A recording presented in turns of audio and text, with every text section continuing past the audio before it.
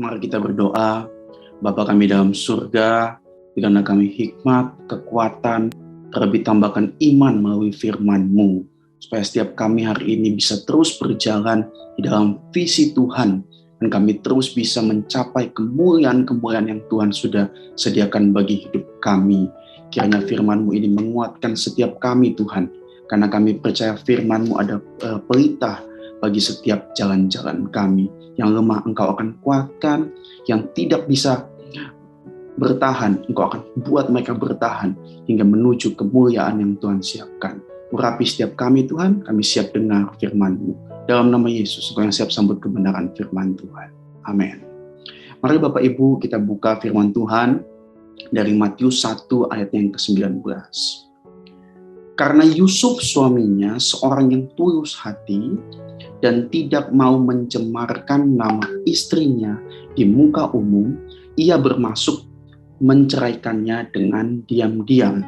Jadi pada situasi ini seorang Yusuf yang sudah dipilih oleh Tuhan menjadi bapa daripada Yesus, walaupun bukan daripada benih daripada Yusuf, saudara, karena Yesus dikandung oleh Roh Kudus. Namun kita bisa melihat dia punya sifat, saudara. Sifat dan karakter Yusuf itu tulus dan tidak mencemarkan. Namun orang baik seperti Yusuf pun bisa mengalami namanya keraguan-raguan, kekhawatiran, kebimbangan. Pada waktu dia mau bermaksud menceraikan Maria secara diam-diam, saudara, ternyata waktu dia mempertimbangkan, waktu dia berdoa, malaikat Tuhan datang. Janganlah engkau takut mengambil Maria sebagai istrimu, sebab anak yang dalam kandungannya adalah dari Roh Kudus.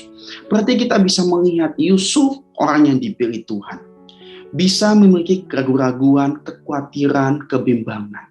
Namun pada akhirnya ketika dia berdoa, ternyata ada jawaban daripada Tuhan. Ada konfirmasi daripada Tuhan, ada peneguhan daripada Tuhan. Saya yakin dan percaya setiap kita hari ini memiliki pergumulan kita masing-masing. Seringkali kita hari ini, baik kita sebagai pemimpin, atau kita yang dipimpin, mungkin saudara pelayan juga, atau saudara pengusaha atau pegawai, tidak akan lepas daripada namanya keraguan-raguan, pertimbangan, dan kekhawatiran. Karena hidup ini penuh dengan keputusan. Namun satu hal yang kita minta, ketika kita berada dalam keraguan kita, dalam ketakutan kita, kita pasti meminta supaya kiranya Tuhan itu menjawab setiap doa kita. Atau kiranya Tuhan itu menunjukkan jalannya, supaya kita hari ini bisa memilih jalan mana yang harus kita hadapi. Hari ini ada satu tips buat kita semua, saudara. Engkau dan saya pasti mau supaya ketika saya ragu, Tuhan menunjukkan jalannya. Ketika saya nggak boleh ke sana, Tuhan harus menunjukkan bahwa saya tidak boleh ke sana. Ketika saya berdoa, kiranya saya mau juga Tuhan menjawab doa saya. Ada satu tips, saudara, yaitu adalah ketulusan dan tidak cemar. Hati yang tulus dan tidak cemar adalah hati yang membawa doa kita itu dijawab oleh Tuhan.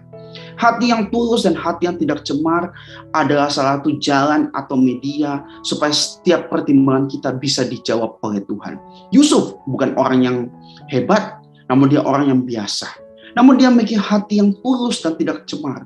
Ketika dia punya pertimbangan, ternyata Tuhan menyatakan dia punya jawaban dalam pertimbangannya itu lewat doa daripada Yusuf. Mari kiranya hari ini kita semua memiliki hati yang tulus dan tidak cemar. Tulus itu artinya apa? Tulus artinya tidak memiliki motivasi. Tulus artinya murni. Tulus artinya ikhlas. Tulus artinya tidak mengungkit kembali. Cemar artinya, saudara, supaya kita tidak cemar. Artinya apa? Supaya kita hidup dalam kekudusan, tangan kita bersih. Mari kita buka firman Tuhan. Mazmur 24 ayat 3-5. Siapakah yang boleh naik ke atas gunung Tuhan? Siapakah yang boleh berdiri di tempatnya yang kudus? Saudara bisa melihat air itu menetes dari atas ke bawah.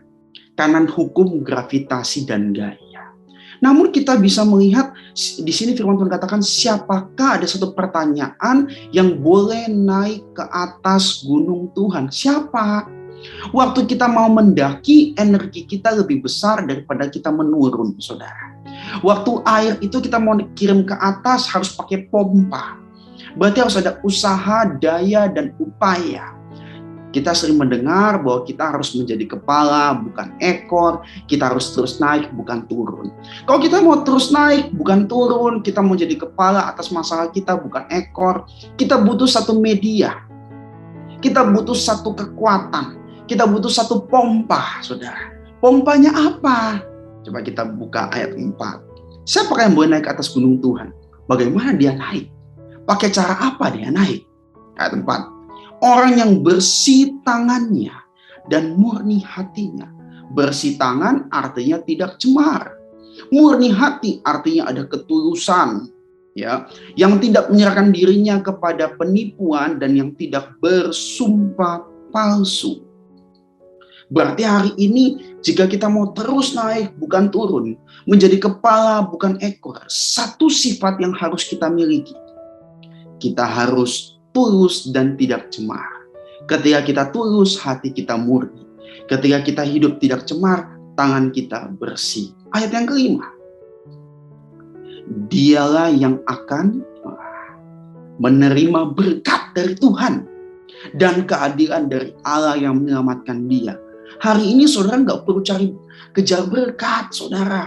Saudara nggak perlu kejar keadilan Tuhan.